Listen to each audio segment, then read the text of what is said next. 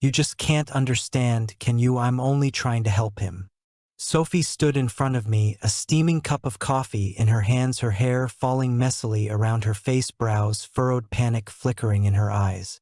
I sat on the couch, gripping the remote, though my gaze didn't leave her, every inch of me tense. The smell of coffee mingled with the tension in the room, suffocating and heavy, and the sunlight streaming through the window did nothing to lighten it. Her voice rose, tinged with a self-righteous insistence I couldn't ignore. "Evan," I said calmly, "Seth needs professional help. You're not a professional." She laughed bitterly and set the cup down, her fingers leaving faint coffee rings on the table. "You're just jealous. I'm doing this for him, not for you. Do you even know what responsibility is? You're selfish." I clenched my fists, letting my mind replay the last 8 months and the constant frustration I had tried to hide from everyone. Every Friday night canceled because Seth had another breakdown and the excuses kept piling up. Every weekend plan postponed because she felt she had to comfort him, and I watched helplessly. I had tried to set boundaries, voice my concerns, only to be accused of being controlling or unsupportive, and it wore me down slowly, day by day. The apartment, once our shared space, felt like a cage where my existence had been gradually erased, and I realized I barely recognized it anymore. 8 months ago, Sophie and I had what seemed like a perfect life. We had been together for 2 years. She was 27, vibrant, working in public relations, always moving quickly from one meeting to another. Smart, passionate, always ready to help. Her energy filled the space I had lacked and made my quiet life feel exciting for a while. I was a quiet civil engineer, structured, orderly, used to planning my life, and my comfort was in schedules and precision. We complemented each other perfectly, and I thought we were building something that would last. But when Seth reappeared, everything shifted, and it was subtle at first, then impossible to ignore. He was her ex, a freelance artist living from project to project, his life a mess of instability, and he had no real plans. Sophie insisted she had to support him, claiming guilt for having ended things and that he had never really moved on. I tried to understand, told myself it was just compassion, but her attention increasingly went to Seth, leaving me feeling invisible and unwanted. I would wake up to texts at 2 in the morning, "I can't leave him alone tonight, he's struggling," and I would feel the room spin with helplessness. My heart sank. I would plan evenings, dinners, or museum visits, only to be ghosted for yet another of Seth's crises, and slowly resentment grew inside me. I suggested therapy, boundaries, help, but all I got was defensiveness and guilt trips, and I learned to stop speaking up.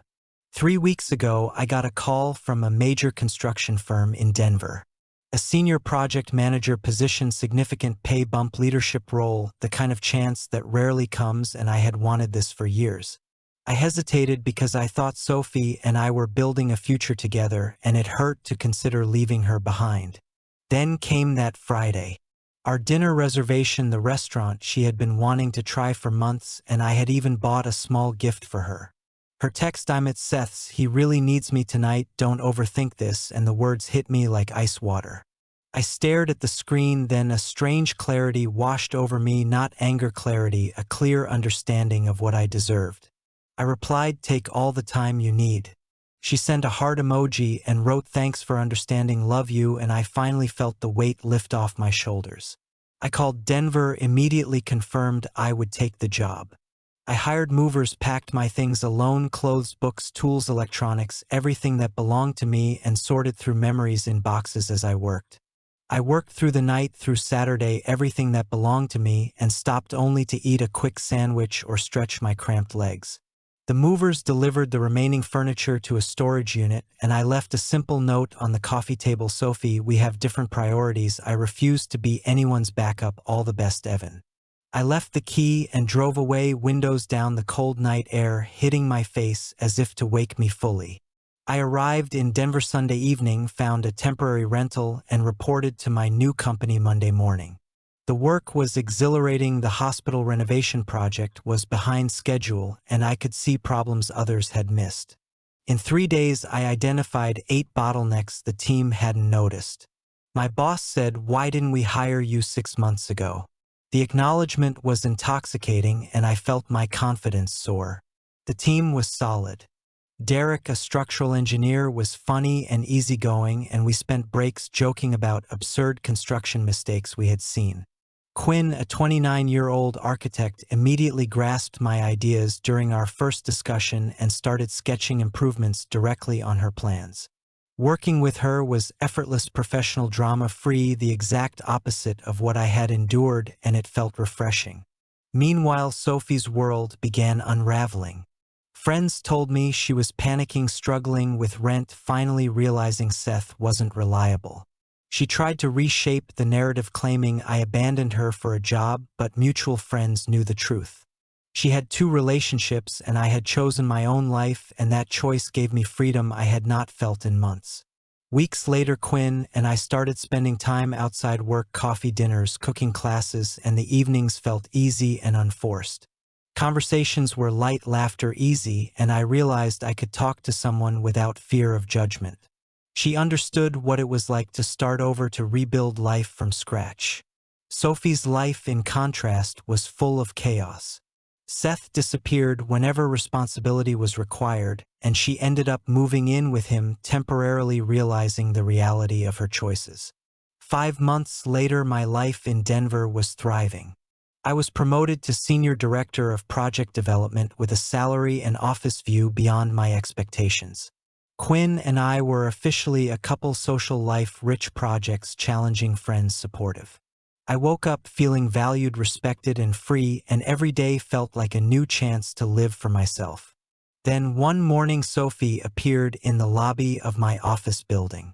I froze as she rushed toward me, heart pounding, panic evident in every step. "Evan, I know I messed up. Can we talk?" Quinn arrived from the parking garage, paused, then stepped forward. Calm, poised. "You're here for Evan. He doesn't owe you anything." Sophie faltered, panic flickering across her face. She tried to plead. I looked her in the eyes. "You took 2 years of my life while treating me like a backup. It's over." Quinn added, icy calm. "He invests his energy where it's valued. The harm you caused is yours to own." Security arrived and escorted Sophie out. Her cries, her begging, her rage powerless against the finality of my choice. Quinn touched my arm. "You're okay, right?" I nodded. For the first time in years, I was truly okay. Free, respected, and watching the person who had tried to control me tremble in her own helplessness was a quiet, undeniable justice. Denver sunlight spilled through the office windows. My life, my choices, my happiness, all finally mine. Sophie's collapse was the result of her own actions, not mine. I had left the cage, and no one could pull me back in. The city stretched beyond the glass walls, skyscrapers catching the light, roads buzzing with life, and I felt part of it. Quinn smiled beside me, and we walked to the elevator, joking lightly about the project schedule, feeling real and alive. I realized then that freedom wasn't just leaving, it was claiming a life that made sense to me. I would never let anyone dictate my worth again.